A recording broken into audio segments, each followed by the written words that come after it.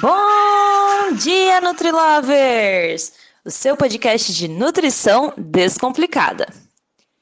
Eu me chamo Letícia, sou acadêmica do curso de nutrição da Univille e hoje vou falar de um sistema que tem como objetivo a sustentação, proteção dos nossos órgãos internos, armazenamento de minerais como cálcio e fósforo, produção de células sanguíneas e, não menos importante, trabalha com outros sistemas para promover a nossa movimentação. E aí, já descobriu qual que é? Hoje é dia de sistema esquelético, está imperdível. O sistema esquelético é o conjunto de ossos e cartilagens que, reunidos entre si, dão conformação ao esqueleto humano. É composto por 206 a 208 peças ósseas no adulto. Estas peças ósseas podem ser classificadas de acordo com a localização. São eles os ossos axiais, que formam o eixo principal do corpo, como os ossos da cabeça, do pescoço e do tronco, e os ossos apendiculares. É só lembrar de penduricalhos, que estão localizados nos membros superiores e inferiores. Também podemos classificar de acordo com a morfologia. Existem os ossos longos, os alongados, planos, curtos, irregulares, pneumáticos e sesamoides. Aprendemos na infância que os ossos são formados por cálcio, e não está errado, mas há muito mais nesse sistema. A estrutura dos ossos, que chamamos de matriz óssea, é composta por uma matriz orgânica e outra mineral. A matriz orgânica é formada principalmente por colágeno, que dá flexibilidade ao osso. Já a mineral, que é a parte dura, cerca de 65% da matriz, é composta por fosfato de cálcio. E é necessário ter esta composição para ter mais resistência.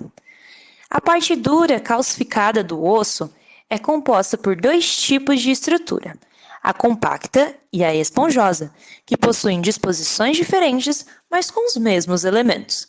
Assim como todos os órgãos do corpo, os ossos precisam de uma membrana de proteção, que também é responsável por nutri-los.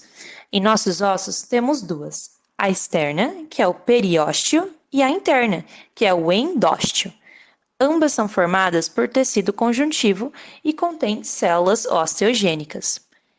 Já no interior dos ossos, temos a medula óssea, que a sua tia chama de tutano.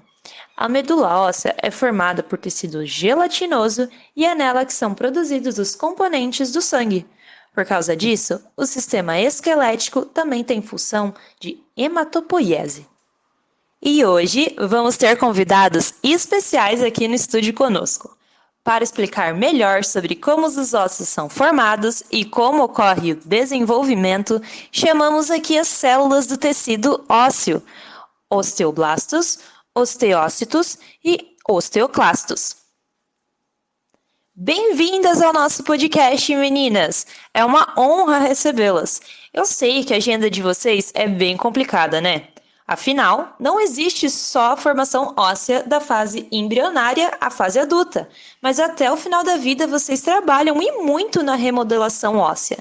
Vamos começar com as apresentações oficiais. Quem começa? Oi, Letícia! Pode ser eu.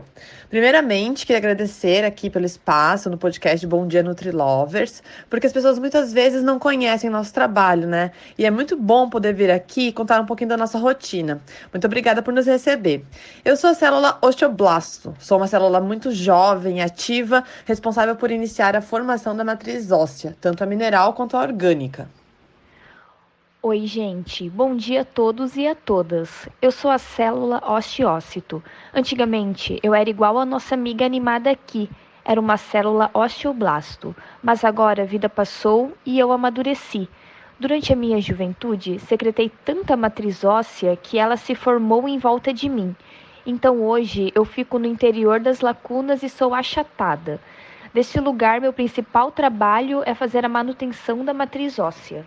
Eu sou a célula osteoclasto, uma supercélula muito ativa e muito grande. Quando os osteócitos morrem ou a matriz óssea está muito antiga, eu absorvo e tiro isso do caminho, tipo um Pac-Man. Dessa forma, sou eu que modelo os ossos. Enquanto isso, eu, a osteoblasto, produzo uma nova matriz óssea. Então, podemos dizer que o tecido está sempre sendo renovado. Osteoblasto, pode nos contar quais são os tipos de formação óssea? Opa, claro! Antes de mim, no desenvolvimento embrionário, existe o mesênquima e a cartilagem, que passam por um processo chamado ossificação e são substituídos por ossos. E aí existem duas principais formas de ossificação: a ossificação intramembranosa, que transforma o mesênquima, e a ossificação endocondral, que transforma a cartilagem e a liana. Pode dar exemplos? Sim, posso dar exemplos sim.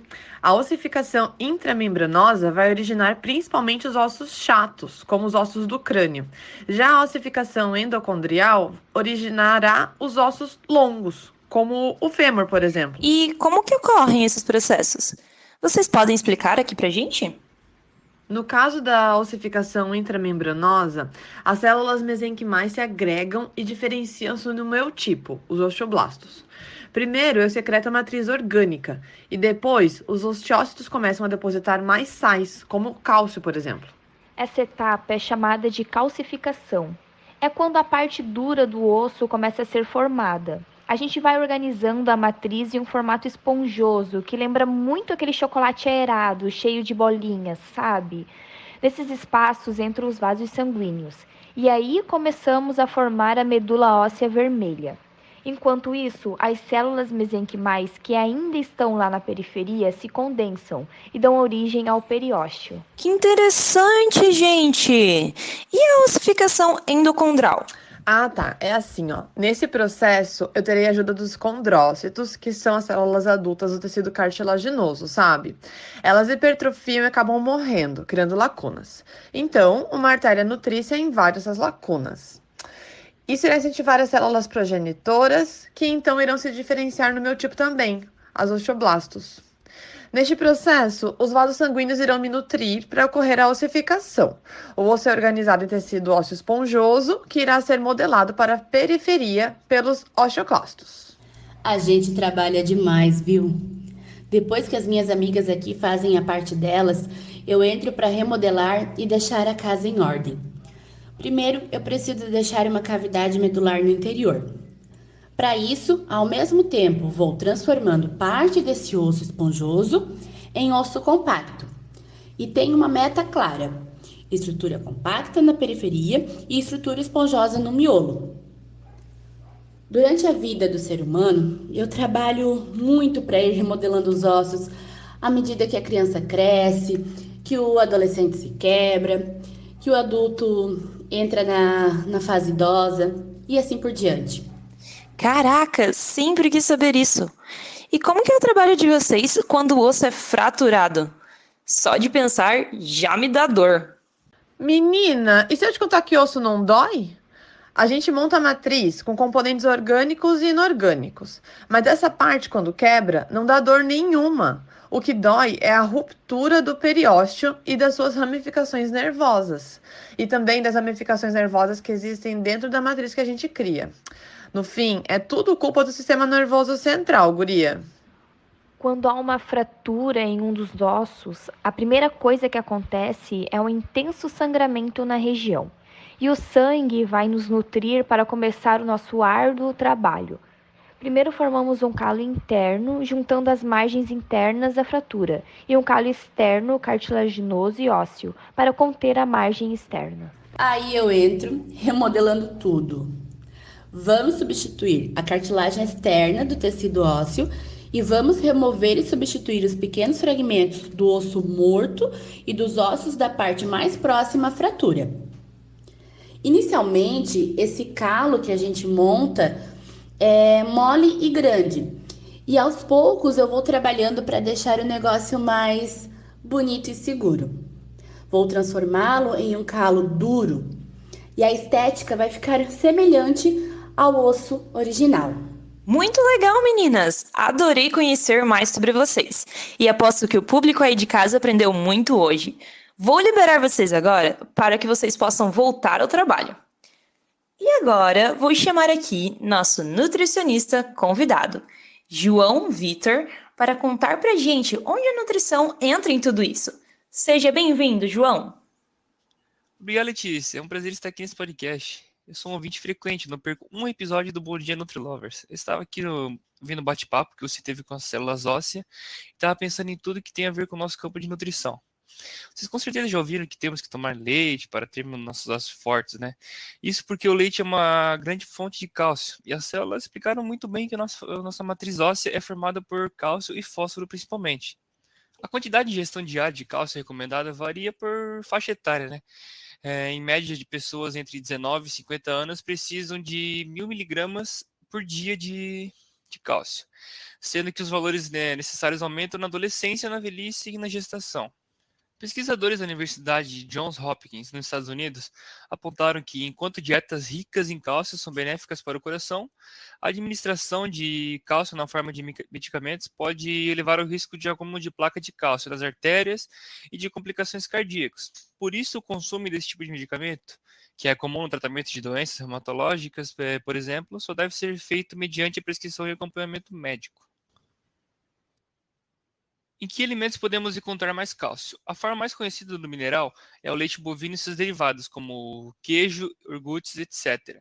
Como medida de referência, 1 litro de leite tem 1.200 miligramas de cálcio, que equivalem a 240 miligramas a cada copo de leite, que seria 200 ml. Mas o leite não é a única fonte de cálcio. Também pode ser encontrado em abundâncias em folhas verdes, sementes e leguminosas, que é uma ótima alternativa para veganos e pessoas intolerantes, também alérgicas ao leite.